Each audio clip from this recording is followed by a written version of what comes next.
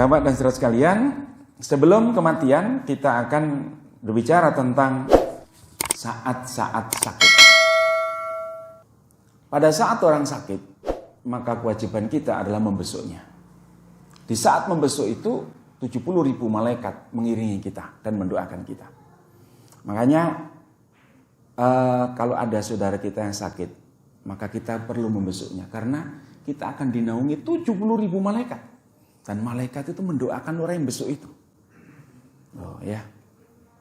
Dan doa orang yang sakit itu makbul, Pak. Makanya ada seorang ulama besar, Madzhab Syafi'i beliau. Beliau itu tiap hari mencari orang sakit, Pak.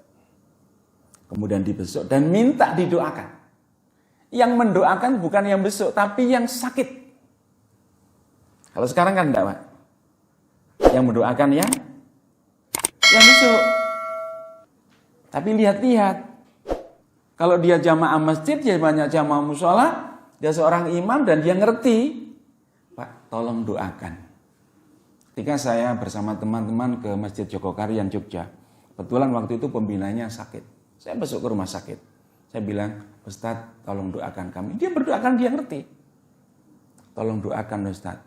Kalau orang nggak paham, jangan saya sakit kau doakan. Jenengan doakan saya sembuh. Tidak. Orang yang sakit ini kalau dia ngerti beriman kepada Allah, dia yang berdoa. Karena di saat orang sakit itu dekat kepada Allah Subhanahu wa taala yang makbul doanya. Gitu, Pak ya. Tapi jangan minta doa kepada orang yang sakit yang enggak pernah sholat. Pak, doakan saya, Pak. Enggak nyambung, Pak, enggak pernah sholat, Pak. Tapi kalau dia orang yang rajin ibadah, dia tekun, dia beriman kepada Allah, pas sakit jangan besuk, minta doa. Itu, ya. Nah, Bapak dan saudara sekalian, ada beberapa hal terkait dengan orang sakit. Doakan dia, dia sampaikan, dia dibesarkan hatinya. Jangan diweden-wedeni. Sakit koyo ini gak suwe, Pak. Sakit koyo ini gak suwe. Istighfar sing akeh ya. Wah, tambah Pak, tambah nemen lorone iki, ya. Kullu da'in dawaun illa al-maut. Setiap penyakit ada obatnya. Illal maut, kecuali kematian. Pak, yang sabar ya. Insya Allah Allah akan berikan kesembuhan. Begitu, Pak. Ya, karena dengan sakit ini, kalau panjenengan bersabar, dosa-dosa jenengan diangkat oleh Allah Subhanahu wa taala. Begitu. Makanya sakit itu nikmat sebenarnya. Nikmatnya di mana? Dosa kita diangkat oleh Allah, kita diberikan derajat oleh Allah Subhanahu wa taala, ditinggikan derajat kita oleh Allah Subhanahu wa taala, dan tidak ada orang yang beriman pasti diuji oleh Allah Subhanahu wa taala. Akhasiban nasu ayyutraku ayyaqulu amanna fahum la yuftanun.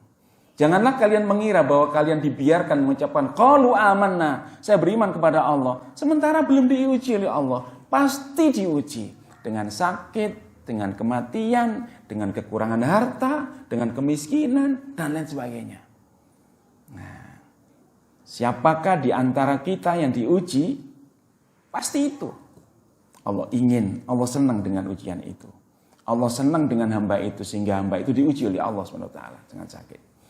Nah, Bapak dan saudara sekalian, ketika sakitnya tambah menjelang sakaratul maut, maka kita kewajiban untuk apa? Mentalkin. Lakinu mautakum. La ilaha illallah. Itu, Pak. Talkinkan orang yang mau mati. Dengan kalimat la ilaha illallah. Gitu ya. Jadi orang yang mau mati yang ditalkin. Lakinu mautakum. La ilaha illallah. Ini hadis sahih. Ya. Jadi talkinkan, ajari dia dengan kalimat la ilaha illallah. Hadis riwayat Imam Muslim. Jadi kalau udah orang sudah sadar enggak ketika sadar la ilaha illallah. Cukup sekali. Jangan la ilaha illallah, tambah bingung, Pak. Tambah bingung dia. La ilaha illallah, cukup sekali. Kalau dia masih ngomong ke sana kemari, talkin lagi begitu. Kenapa demikian? Diharapkan Man akhirul kalami bila ilaha illallah dakhalal jannah. Karena sesungguhnya barang siapa yang akhir kalamnya, akhir kehidupannya, dia mengucapkan la ilaha illallah dakhalal jannah. Dia akan masuk surga. Oh, nek ngono gak usah sholat, tak ngapal la ilaha. Gak iso. Gak bisa. Karena yang bisa memudahkan mengucapkan la ilaha illallah adalah amal soleh kita, Pak. Keseharian panjenengan seperti ini. Makanya panjenengan duduk semacam ini diharapkan nanti bisa mengucapkan la ilaha illallah. Begitu, Pak. Ya. Kemudian ketika orang itu sudah nazak, ya. Jadi ada tanda-tanda kematian itu diantaranya jelas terhentinya nafas. Terhentinya nafas. Kemudian di kedua pelipisnya itu melemas. Hidungnya menjadi lunak. Gak usah dipegang-pegang. Ini lunak enggak sah, ya. Terasa, ya. Kulit wajahnya menjadi lebih panjang. Terpisahnya kedua telapak tangan dari kedua lengannya. Kedua giginya melemas terpisah dari kedua mata kakinya. Ini dalam satu kitab, Pak. Tapi sekarang medis sudah paham. Ini sudah mati atau masih ada nyawanya, itu tahu, ya. Tuh. Bapak dan saudara sekalian, sekarang bagaimana kalau keluarga kita, saudara kita ini kafir? Pas sakit, bolehkah kita menjenguknya? Boleh. Bahkan Kanjeng Nabi Muhammad SAW ketika ada pembantu beliau yang beragama Yahudi itu sakit, beliau ada di sampingnya. Beliau mengajaknya untuk masuk Islam. Saya sampaikan, bagaimana kalau kamu masuk Islam? Kamu akan diampuni dosa-dosamu di Allah. Dia melihat ke bapaknya. Akhirnya bapaknya mengatakan, ikuti Abul Qasim, ikuti apa yang diinginkan oleh Nabi Muhammad SAW. Akhirnya dia bersyahadat masuk Islam, meninggal. Dakhalal jannah. Enggak pernah beramal soleh seperti panjenengan.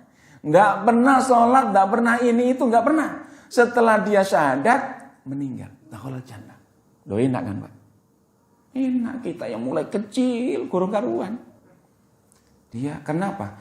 Orang yang meninggal, orang yang mu'alaf masuk Islam, seluruh dosa-dosa yang telah lalu itu diampuni oleh Allah Subhanahu wa taala. Kok terus mati? Surga tempatnya. Jadi artinya hukum ini boleh dilaksanakan ketika ada saudara kita yang kafir, tetangga kita yang kafir, kok pas sakit diajak saja. Ngomong nang bojo nih, Bu, boleh bojo sampean tak ajak mlebu Islam. Oh gitu. Enggak usah. Enggak apa-apa, kita kewajiban nyampaikan aja, ya.